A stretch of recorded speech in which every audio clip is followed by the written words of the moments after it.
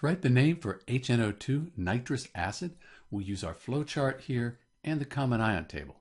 We have H, N, and O, so we have three different elements, and if we have three different elements, we're going to use this side of our flowchart. So we have this H, that's what's making this an acid, and then this NO2, which is a polyatomic ion. So H has a +1 charge, that means this NO2, it's going to have a -1 charge. So we need to go to the common ion table and find NO2 minus. So we scroll down the table, we have positive cations, polyatomic anions, we're looking for NO2 minus, and right here we have it. NO2 minus is the nitrite ion. So we remember nitrite, we go back to our flowchart, and we write nitrite.